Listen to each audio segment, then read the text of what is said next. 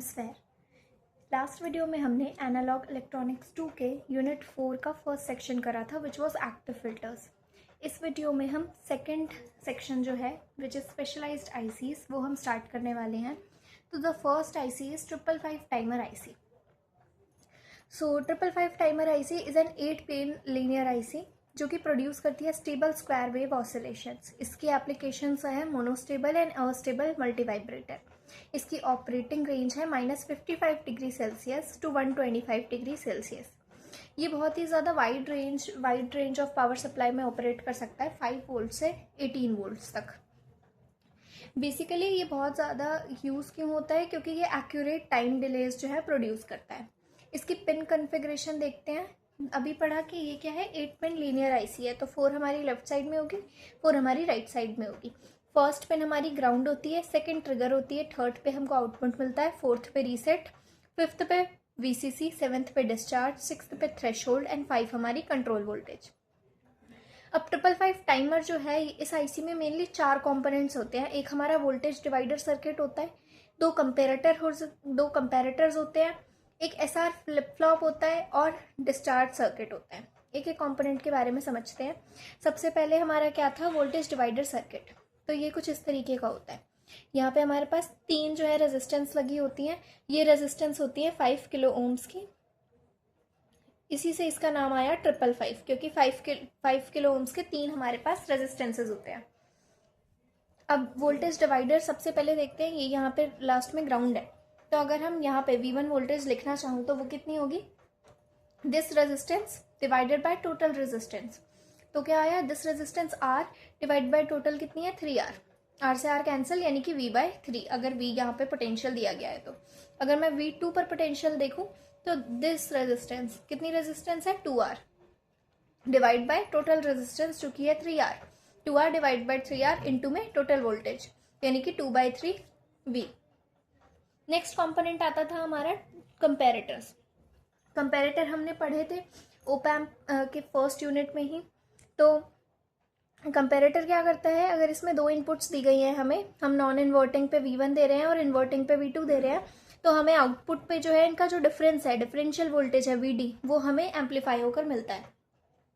लेकिन यहाँ पर किस तरीके से यूज हो रहा है हमारा 555 टाइमर आईसी में, तो इसमें क्या होता है कि हमारा जो है गेन ऑब्वियसली बहुत हाई होता है, क्योंकि नेगेटिव वोल्ट हमने कोई भी फीडबैक नहीं दिया।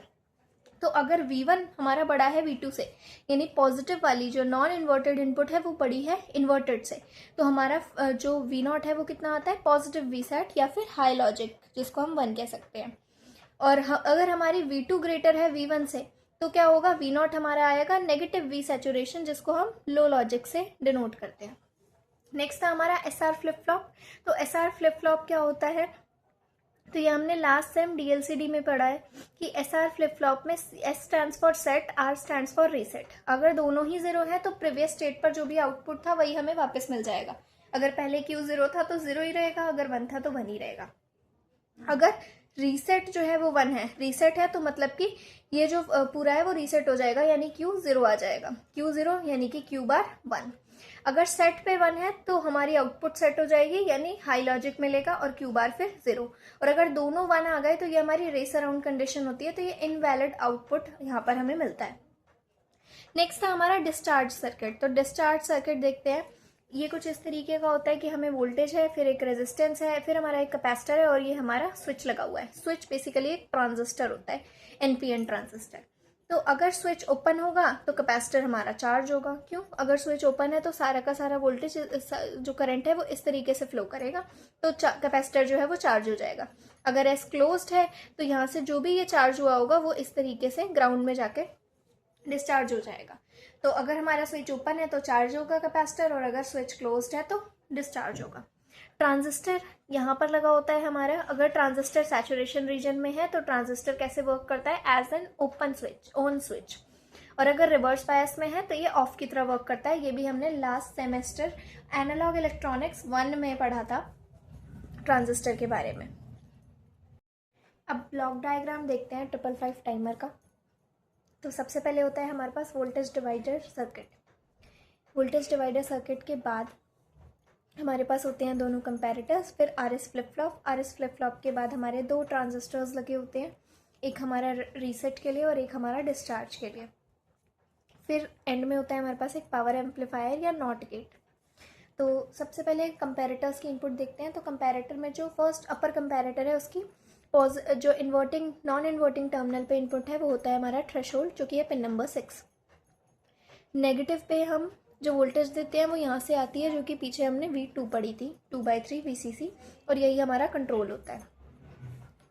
लोअर कंपैरेटर की जो नॉन इन्वर्टिंग इनपुट है वो हम देते हैं V1, जो कि है 1/3 VCC, क्योंकि यहाँ पर VCC होता है।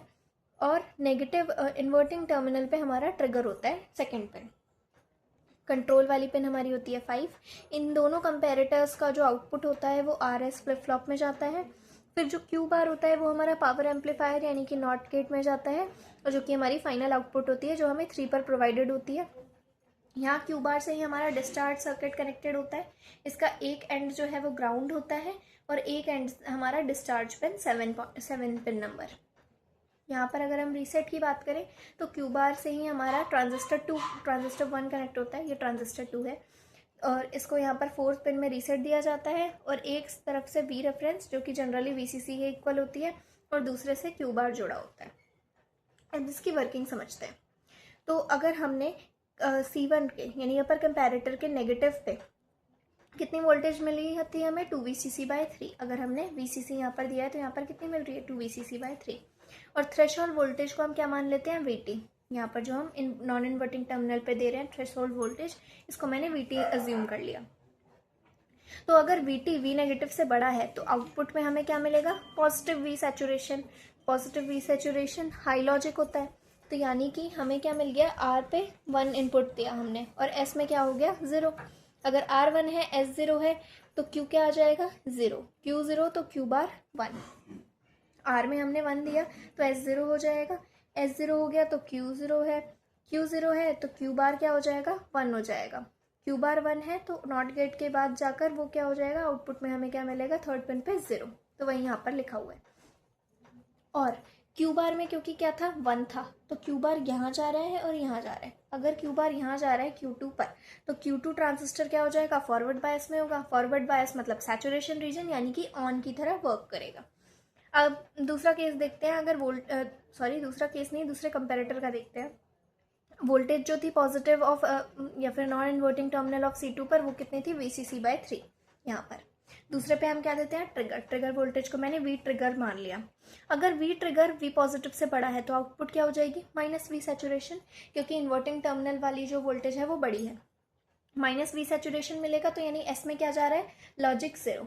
S में लॉजिक 0 है तो क्या होगा, वही अभी हमने पढ़ा था कि S में 0 है, R में 1 है, तो वो पूरा यही केस रिपीट हो गया। तो हम दूसरा केस देखते हैं कि जब V ट्रिगर जो है वो छोटा है V नॉन इन्वर्टिंग टर्मिनल से, तब क्या होगी, आउटपुट आएगी positive V saturation. Positive V saturation मतलब हाई लॉजिक, यानी कि अब ये जो S है ये 1 है, S 1 है तो क्या होगा, हमारा Q जो है वो 1 हो जाएगा। यहाँ पर जो हमारा Q था ये 1 हो जाएगा, ये 1 तो Q बार 0, Q बार 0 तो आउटपुट भी क्या हो जाएगी हमारी 1। अब Q बार 0 है तो यहाँ से ये हमें यहाँ इस Q2 को मिल रहा है, तो जब अगर ये 0 है तो 0 है मतलब ये ट्रांजिस्टर रिवर्स बायस में है, रिवर्स बायस में है तो मतलब ये एक ऑफ स्विच की तरह वर्क करेगा। अब हम इस रीसेट पिन की वर्किंग समझते हैं। एक बार हम रीसेट को ग्राउंड करेंगे और एक बार जो है हमें सिर्फ V वोल्टेज देंगे। तो अगर मैंने सबसे पहले रीसेट पिन को ग्राउंड कर दिया तो हमारा Q1 जो ट्रांजिस्टर है वो ऑन की तरह वर्क करेगा। अब Q1 अगर ऑन की तरह वर्क करेगा तो हमें Q बार क्या मिलना चाहिए, लॉजिक 1। तो Q क्या हो जाएगा हमारा 0। तो Q 0 मतलब कि ये आउटपुट जो है फ्लिप फ्लॉप की वो रीसेट कर देता है। अगर रीसेट पिन जो है हमारा उसमें हम V वोल्टेज दे रहे हैं तो Q1 क्या है, वो कट ऑफ रीजन में चला जाएगा। कट ऑफ रीजन मतलब नॉन कंडक्ट नहीं करेगा, यानी कि ऑफ की तरह वर्क करेगा, ऑफ स्विच की तरह। तो इस टाइम पर वो आउटपुट को रीसेट नहीं करेगा। तो जब तक हम इसको V वोल्टेज दे रहे हैं तो तब तक वो रीसेट नहीं कर रहा, और जैसे ही हम उसको ग्राउंड कर दे रहे हैं तो वो हमारी जो आउटपुट है उसको रीसेट कर देगा। नेक्स्ट हम देखते हैं अस्टेबल मल्टी वाइब्रेटर। अब अस्टेबल मल्टी वाइब्रेटर है, इसको फ्री रनिंग ऑसिलेटर भी कहते हैं। ये स्क्वायर वेव जनरेट करता है, इसलिए इसे स्क्वायर वेव जनरेटर भी कहते हैं। और ये एक तरह का रिलैक्सेशन ऑसिलेटर है। ऑसिलेटर्स हमारे पास दो टाइप के होते हैं, एक हार्मोनिक और एक रिलैक्सेशन। हार्मोनिक ऑसिलेटर वो होते हैं जो कि साइनोसॉइडल वेव जो है जनरेट करते हैं, साइन वेव या कॉस वेव। रिलैक्सेशन ऑसिलेटर वो होते हैं जो कि नॉन साइनोसॉइडल वेव जनरेट करते हैं, वो कोई सी भी हो सकती है, rectangular, triangular, sawtooth, square wave. तो क्योंकि हमारा astable multi vibrator square wave generate कर रहा है, इसलिए ये एक तरीके का रिलैक्सेशन ऑसिलेटर है। अब अस्टेबल का मतलब क्या है? अस्टेबल मतलब कि दोनों ही स्टेट्स इसकी स्टेबल नहीं होती, दोनों स्टेट्स क्वासी स्टेबल है।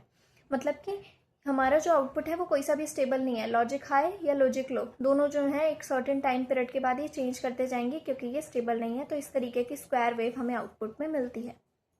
अब इसका ब्लॉक डायग्राम देखते हैं। ये पूरा हमारा 555 टाइमर है। इसके आगे बस हम एक ए सर्किट जो है जोड़ते हैं, जहाँ पे हम एक रेजिस्टेंस लेते हैं आर ए, एक रेजिस्टेंस लेते हैं आर बी और एक कैपेसिटर लेते हैं सी। अब यहाँ पर जो हमारी वोल्टेज होती है वो हम लोअर कंपैरेटर के इन्वर्टिंग टर्मिनल पे देते हैं और अपर कंपैरेटर के नॉन इन्वर्टिंग टर्मिनल पे देते हैं। अब बाकी की जो कनेक्शंस हैं वो तो हमारे सेम है, बस यहाँ पे जो डिस्चार्ज सर्किट था उसको हम आर ए और आर बी के बीच वाला जो यहाँ पे वोल्टेज है वो हम इसको यहाँ पे प्रोवाइड करते हैं, जो कि डिस्चार्ज पिन थी। अब वर्किंग समझते हैं। अगर हमारा वी नॉट जो है वो 1 है या VCC है, यानी हमारी आउटपुट क्या है? हाई लॉजिक है। अगर ये हाई लॉजिक है तो क्यू बार क्या होगा? लो लॉजिक होगा। वहीं यहाँ पर मैंने लिखा है कि तब क्यू बार हमारा 0 है। क्यू बार 0 है तो ये जो Q2 ट्रांजिस्टर था इसको तो पीछे से कोई वोल्टेज नहीं मिल रही, तो ये कैसे है? रिवर्स बायस में है। रिवर्स बायस में है तो ये एक ऑफ स्विच की तरह वर्क करेगा। अब ये तो ऑफ स्विच हो गया, तो यहाँ पर हमारा क्या हो रहा है? ये इस तरीके से कनेक्शंस है, ये हमारा ऑफ स्विच है, यानी कि ये यहाँ पर नहीं जा रहा। तो आर ए, आर बी और सी, तो ये जो है हमारा कैपेसिटर क्या है? ये चार्ज होना स्टार्ट हो जाएगा। अब ये चार्ज होना स्टार्ट हो गया तो यहाँ की वोल्टेज VC हम किस में दे रहे थे? Negative inverting terminal of lower comparator and non inverting terminal of upper comparator. तो अब एक टाइम पर ऐसा भी होगा कि VC क्या है हमारी? 2VCC/3 से बड़ी हो जाएगी। जब हमारी VC जो है 2VCC/3 से बड़ी हो जाएगी तो आउटपुट जो है अपर कंपैरेटर का वो पॉजिटिव V सैचुरेशन आ जाएगा और लोअर कंपैरेटर का माइनस V सैचुरेशन, क्योंकि ये जो वोल्टेज है वो हमें यहाँ गिवन यहाँ पे नॉन इन्वर्टिंग टर्मिनल पे दे रहे हैं और यहाँ पे इन्वर्टिंग टर्मिनल पे दे रहे हैं। और यहाँ पर तो आपको पता ही है, हमने 555 में पढ़ा 2VCC/3 मिलता है, यहाँ पे VCC/3 मिलता है। तो अगर हमारी ये जो VC वोल्टेज है जो हम यहाँ पर और यहाँ पर दे रहे हैं ये 2VCC/3 से बड़ी हो गई, यानी कि इसका नॉन इन्वर्टिंग टर्मिनल वाला बढ़ गया, यानी कि ये पॉजिटिव V सैचुरेशन देगा आउटपुट में। और यहाँ पे इसका नेगेटिव वाला पॉजिटिव वाले से बढ़ गया, यानी कि ये माइनस का V सैचुरेशन देगा। ये पॉजिटिव V सैचुरेशन दे रहा है मतलब हाई लॉजिक, R में हाई लॉजिक जा रहा है। ये माइनस V सैचुरेशन दे रहा है तो यानी कि लो लॉजिक यानी S में 0 जा रहा है। तो बेसिकली क्या है? R1 है, S 0 है। तो Q क्या हो जाएगा? हमारा 0 हो जाएगा, क्योंकि R1 है मतलब आउटपुट रीसेट हो जाएगी। तो Q बार हमारा 1 हो गया और V नॉट हमारा क्या मिल जाएगा? 0। और उसके बाद अगर हम इस सर्किट की बात करें तो ये हमारा इस तरीके से ऑफ हो जाएगा। केस सेकंड देखते हैं। जब हम मानते हैं कि अब यहाँ पे V नॉट 0 हो गई, तो V नॉट 0 हो गई तो Q बार हमारा क्या होना चाहिए? 1। अब Q बार 1 हो गया तो यहाँ पर से जो ये आउटपुट मिल रही थी तो ये क्या हो गया? ये अब फॉरवर्ड बायस में हो गया। फॉरवर्ड बायस में हो गया मतलब कि अब ये ऑन स्विच की तरह वर्क कर रहा है, यानी कि हमारा Q2 जो है वो ट्रांजिस्टर ऑन हो गया। अब इस केस में क्या होगा? यहाँ पर हमारा ट्रांजिस्टर भी कनेक्टेड है, एक हमारे RB है और ये VC है। ये जो सर्किट था हमारा ये मैंने यहाँ पर बनाया RB, C और Q2। तो यहाँ पर से इस तरीके से कैपेसिटर जो अब तक चार्ज हुआ था वो अब डिस्चार्ज होना शुरू हो जाएगा। जब ये डिस्चार्ज होना शुरू हो जाएगा तो अब VC घटेगा तो वो एक टाइम पर VCC/3 से छोटा हो जाएगा। जब वो VCC/3 से छोटा हो जाएगा यानी कि यहाँ पर और यहाँ पर VCC/3 से लो वोल्टेज जा रही है, तो यानी कि ये वाला कैसा हो गया? इसका इन्वर्टिंग वाला ज़्यादा हो गया, तो यानी अब इसमें माइनस V सैचुरेशन आउटपुट मिलेगा और इसमें पॉजिटिव V सैचुरेशन आउटपुट मिलेगा। यहाँ पे माइनस V सैचुरेशन मिला मतलब कि लो लॉजिक, R में लो लॉजिक जा रहा है। यहाँ पर पॉजिटिव V सैचुरेशन मिला मतलब हाई लॉजिक यानी S में हाई लॉजिक 1 जा रहा है। तो अब क्या हो रहा है? R में 0 है और S में क्या है? 1 है। तो हमें आउटपुट क्या मिलेगी? Q1 और Q बार हो जाएगा 0 और V नॉट हो जाएगी 1 और V नॉट 1। फिर वापस से हमारा ये जो फर्स्ट केस था वो रिपीट होगा, फिर वापस V नॉट 0 होगी और इस तरीके से ही चलता रहेगा। ये प्रोसेस चलता रहेगा और हमारी कैसी वेव जनरेट होने लग जाएगी? स्क्वायर वेव जनरेट हो जाएगी कुछ इस तरीके से। नेक्स्ट हम एक्सप्रेशन निकालेंगे फ्रीक्वेंसी का अस्टेबल मल्टीवाइब्रेटर की। तो कुछ इस तरीके की स्क्वायर वेव हमारे पास जनरेट होती है जिसकी हायर बी क्या होती है, वीसीसी के इक्वल होती है। अगर हम कैपेसिटर की बात करें तो कैपेसिटर 2 VCC/3 तक हाई चार्ज होता है और VCC/3 तक डिस्चार्ज होता है। तो अगर हम VC की बात करें तो वो कुछ इस तरीके से इस टाइम पीरियड में हाई में चार्ज होगा, फिर टी लो में डिस्चार्ज होगा, फिर चार्ज होगा, फिर डिस्चार्ज होगा। तो इस तरीके से हमारा टी हाई और टी लो, टी हाई जब जो है सिग्नल हमारा पॉजिटिव जो है हमारा हाई लॉजिक दे रहा है, जब टी लो जब लो लॉजिक दे रहा है। चार्जिंग डिस्चार्जिंग सर्किट हमने पढ़ लिए थे, RA RB RC होता है चार्जिंग में, और डिस्चार्जिंग में हमारा RA नहीं होता, Q2 transistor as an on circuit work करता है। अब हमें पता है कि कैपेसिटर का जो ट्रांजिएंट रिस्पॉन्स होता है वो किसके इक्वल होता है, V final plus V initial minus V final multiplied by e⁻⁻t/RC। अब यहाँ पर V फाइनल कितनी है, अगर हम टी हाई की बात कर रहे हैं, चार्जिंग की बात कर रहे हैं, तो ये VF किसके इक्वल है, VCC के इक्वल है, और V इनिशियल किसके इक्वल है, VCC/3 के इक्वल है। अब ये सारी वैल्यूज़ यहाँ पर पुट करते हैं तो V फाइनल हमारी VCC है, V initial VCC/3, V final again VCC और इंटू e⁻t/RC।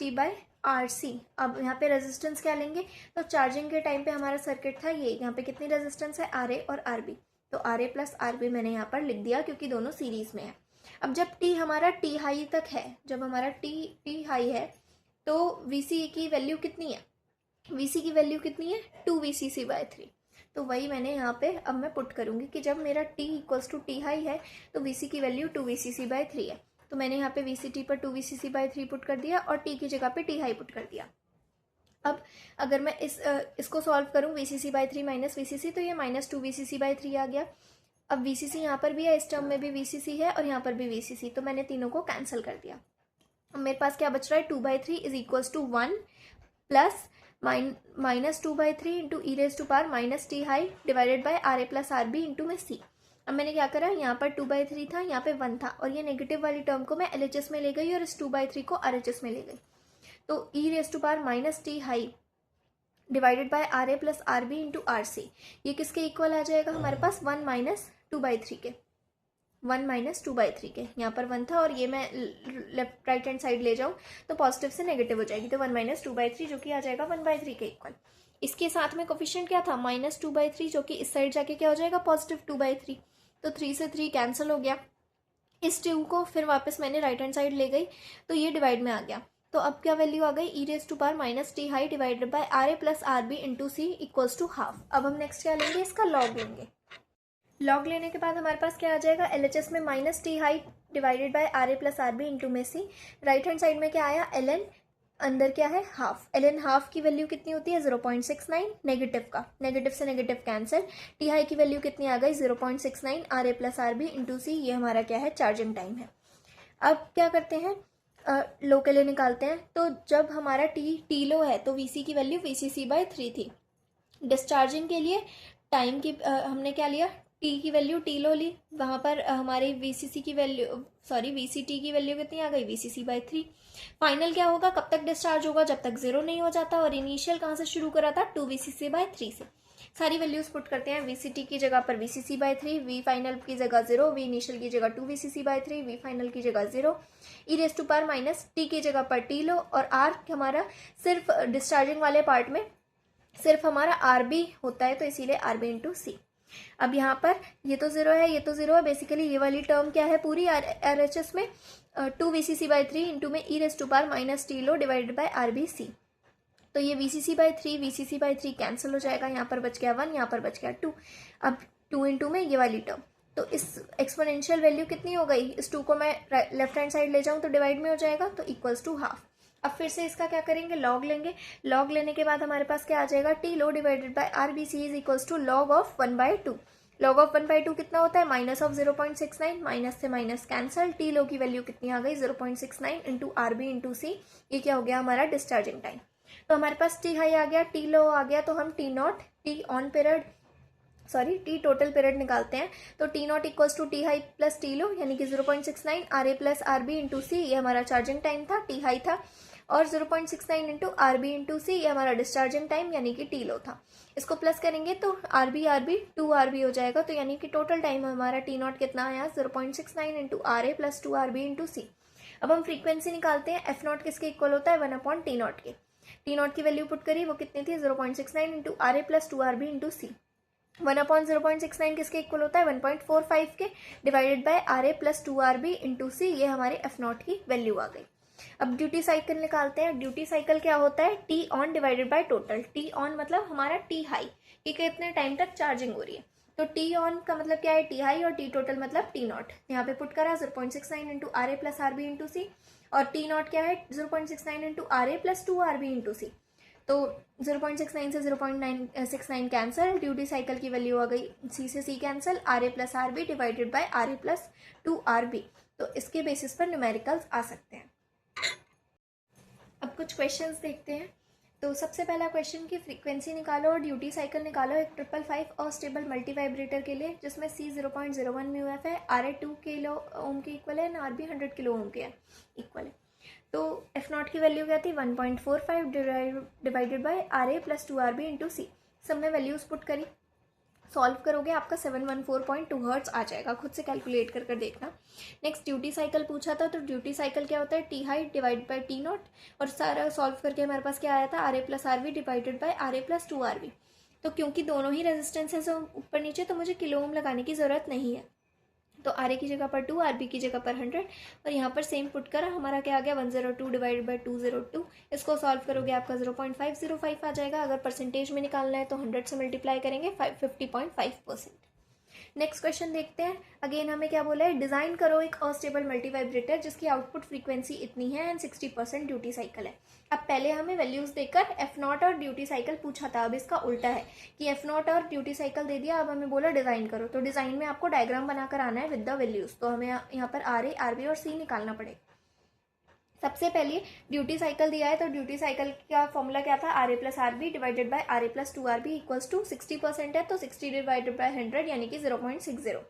यहाँ से क्या करेंगे, इस वाली टर्म को मैं राइट हैंड साइड में ले गई, मल्टीप्लाई में आ जाएगा 0.6 into R A 0.6 R A 2 RB into 0.6 1.2 RB। अब मैंने क्या करा, इस आर बी को मैंने राइट हैंड साइड ले गई और 0.6 आर ए को मैं लेफ्ट हैंड साइड ले गई। तो 1 RA minus 0.6 RA 0.4 RA, 1.2 RB minus RB is equals to 0.2 RB। 0.2 से 0.4 2 पर कैंसिल हो जाएगा, यानी कि हमारा RB किसके इक्वल आ गया 2 इंटू RA के। अब एफ नॉट की वैल्यू भी हमें दे रखी थी, तो एफ नॉट का फॉर्मूला क्या होता है 1.45 divided by R A plus 2 RB into C, 1.45 divided by 5 RA C equals to 0.29। यहाँ पर हमने क्या करा, ये 5 RA कैसे आया, तो 5 RA आने के लिए यहाँ पे RB है, RB किसके इक्वल था 2 RA का, RB 2 से मल्टीप्लाई हो रहा है, तो 2 into 2 4 RA, 4 RA plus 1 RA 5 RA यहाँ पर आ गया, और इंटू में C। 1.5 डिवाइडेड बाय 5 किसके इक्वल होता है 0.29 के, डिनोमिनेटर में RAC, और ये किसके इक्वल था 800 के लिए। अब जैसे हम पहले करते थे तो वैसे ही यहाँ पर हमें एक वैल्यू अज्यूम करनी पड़ेगी C की, इसलिए हम क्या मान लेते हैं 0.01 म्यू एफ। तो जब हम ये यहाँ पर पुट करेंगे तो आर ए की वैल्यू हमारी 36 किलो ओम हो गई, आर बी की वैल्यू डबल होती है, तो यानी कि यहाँ पे डबल ऑफ आर ए आई थी, तो आर बी की वैल्यू आ जाएगी 72 किलो ओम। अब ये वैल्यूज आ गई, उसके बाद जो पूरा ब्लॉक डायग्राम था आप वो बना सकते हो, या फिर 555 टाइमर आईसी के साथ जो हमने अलग से कनेक्शंस करे थे वो करके आर ए, आर बी और सी की वैल्यू साथ में लिखकर दिखा सकते हो। और यहाँ पर हमारा डिजाइनिंग जो है अस्टेबल मल्टी वाइब्रेटर का खत्म हो जाएगा। नेक्स्ट हम पढ़ते हैं मोनोस्टेबल मल्टी वाइब्रेटर। तो मोनोस्टेबल मल्टी वाइब्रेटर में अगेन हम किसका यूज़ करने वाले हैं 555 टाइमर आईसी का। ये पूरा जो है हमारा 555 आईसी का सर्किट है। इसके अलावा हम एक रेजिस्टेंस यूज़ करते हैं, एक कैपेसिटर यूज़ करते हैं। रेजिस्टेंस और कैपेसिटर के बीच में जो वोल्टेज पॉइंट है इसको हम कनेक्ट करते हैं नॉन इन्वर्टिंग टर्मिनल और ऑफ अपर कंपैरेटर, एंड जो हमारा Q2 का पॉइंट था उससे। यहाँ पर हम लोअर कंपैरेटर का नेगेटिव ट्रिगर दे रहे हैं, और पॉजिटिव में हमारा जो वोल्टेज डिवाइडर सर्किट में V1 था वो हम यहाँ पर दे रहे हैं, और यहाँ पर हमारा जो नेगेटिव वाला इन्वर्टिंग टर्मिनल था अपर कंपैरेटर का उसको हम यहाँ पे 2VCC/3 ये जो V2 थी वो, और इसको यहाँ पे अलग से ग्राउंड भी कर रखा है। अब देखते हैं, सबसे पहले समझते हैं कि मोनोस्टेबल मल्टी वाइब्रेटर होता क्या है। तो मोनोस्टेबल मल्टी वाइब्रेटर में एक स्टेबल स्टेट होती है, मोनो मतलब एक, और स्टेबल मतलब एक स्टेबल स्टेट है और दूसरी क्वासी स्टेबल होगी। अब ये यूज होता है टाइम डिलेज इंट्रोड्यूस करने के लिए, इसलिए इसको डिले सर्किट भी कहते हैं। अब also known as pulse stretcher and pulse extended circuit. ऐसा क्यों होता है तो मैं समझाऊंगी। यहाँ पर जैसे मान लो मेरा ये, इसकी जो लॉजिक हाई है वो इसकी स्टेबल स्टेट है, तो जब जब मैं इसको इनपुट दूंगी, ट्रिगर दूंगी, तब ये क्या करेगा, लॉजिक लो पे चला जाएगा, कुछ टाइम रहेगा, उसके बाद वापस अपनी मोनोस्टेबल पर, मतलब जो इसकी स्टेबल स्टेट है उस पर चला जाएगा। अब मान लो मुझे जो है थोड़ा सा डिले करना है, तो मान लो टी टाइम का डिले करना है, तो टी टाइम तक मैं इसको लॉजिक 0 दे दूंगी, इसलिए इसको टाइम डिले सर्किट कहा जाता है। पल्स स्ट्रेचर, अब इस पल्स को, ये जो लॉजिक लो वाली पल्स है, इसको मैं कितना स्ट्रेच कर सकती हूँ, या फिर इस हाई वाली को भी स्ट्रेच कर सकती हूँ। जब मान लो मुझे ये इतनी वैल्यू चाहिए, तो इतनी वैल्यू के बाद मैं इसमें ट्रिगर लगा दूंगी, ट्रिगर कर दूंगी तो ये वापस लॉजिक लो चला जाएगा, तो इसलिए इसे पल्स स्ट्रेचर कहते हैं। और अगेन पल्स एक्सटेंडेड सर्किट भी कहते हैं, क्योंकि हम पल्स को अपने हिसाब से जो है वो चेंज कर सकते हैं। वर्किंग समझते हैं।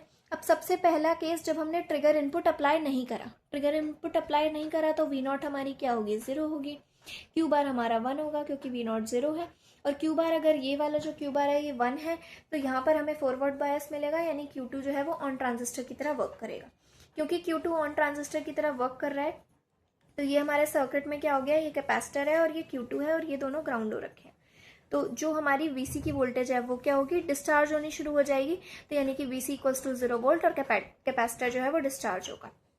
सेकेंड केस, जब हमने ट्रिगर इनपुट अप्लाई करा है, तो ट्रिगर इनपुट होता क्या है, एक नेगेटिव स्पाइक, कुछ इस तरीके का इनपुट, बहुत ही ज़्यादा नेगेटिव वोल्टेज हम देते हैं। जब तक मैं ट्रिगर नहीं दे रही थी तब तक क्या था कि V negative is smaller than V positive lower comparator के लिए, और आउटपुट LC की क्या थी, पॉजिटिव V सैचुरेशन, S1 था, R0 था, Q1 था, और हमारा Q बार 0 था, और V नॉट 1 था। लेकिन जैसे ही मैंने ट्रिगर अप्लाई करा तो V नॉट क्या हो जाएगी हमारी 1, क्यों, क्योंकि ये यहाँ पे हमें मिलेगा माइनस का V saturation, minus V saturation मतलब लॉजिक लो, यानी कि S इक्वल्स टू 0, S 0 है तो Q हमारा क्या हो जाएगा, 1 हो जाएगा, Q1 तो Q बार 0, Q बार 0 तो V नॉट 1, तो वही यहाँ पर लिखा हुआ है। तो V नॉट हमारा 1 है, Q बार हमारा 0 है, Q बार 0 है, तो ये Q2 जो है वो रिवर्स बायस में चला जाएगा, यानी कि ऑफ स्विच की तरह वर्क करेगा। अब जब ये ऑफ स्विच की तरह वर्क करेगा तो हमारा कैपेसिटर चार्ज होना स्टार्ट हो जाएगा। अब क्या होगा, VC जब ग्रेटर हो जाएगी 2VCC/3 से, क्योंकि हमारा कैपेसिटर चार्ज होना शुरू हो गया था, तो एक पॉइंट ऐसा आएगा जब VC 2VCC/3 से बड़ी हो जाएगी, तो अपर कंपैरेटर की आउटपुट पॉजिटिव V सैचुरेशन आ जाएगी, क्योंकि नॉन इन्वर्टिंग टर्मिनल पर का जो इनपुट है वो ग्रेटर है इन्वर्टिंग टर्मिनल से। तो R की वैल्यू 1 आ गई, S की वैल्यू 0, तो Q हमारा क्या हो गया 0, तो Q बार 1, और फिर V नॉट 0, तो ये हमारी क्या हो गई, स्टेबल स्टेट हो गई लॉजिक हाई की।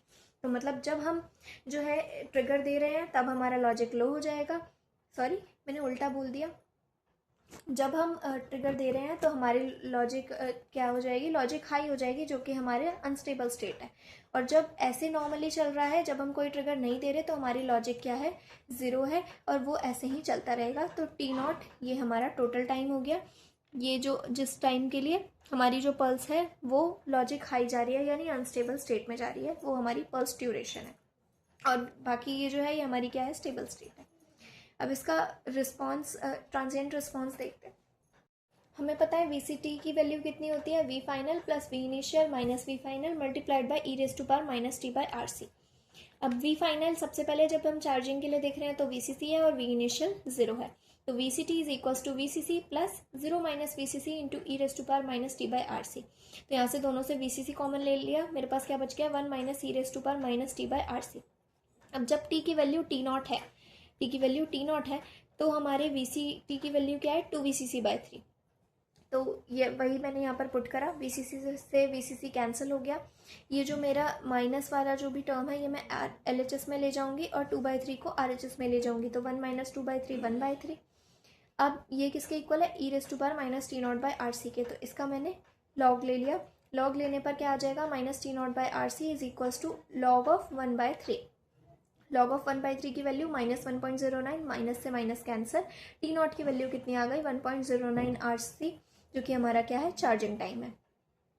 अब F0 निकालते हैं, F0 क्या होगा, 1/T0, जो कि है 1/1.09 था, तो इसको मैंने 1 डेसिमल में 1.1 राउंड ऑफ करके लिख लिया, इनटू में RC। अब 1/1.1 होता है 0.909 डिवाइडेड बाय RC, ये हमारे F0 की वैल्यू आ गई। तो यहाँ पर हमारा 555 टाइमर ख़त्म होता है। नेक्स्ट वीडियो में हम PLL और वोल्टेज रेगुलेटर्स के बारे में पढ़ेंगे। That's it for today, thank you.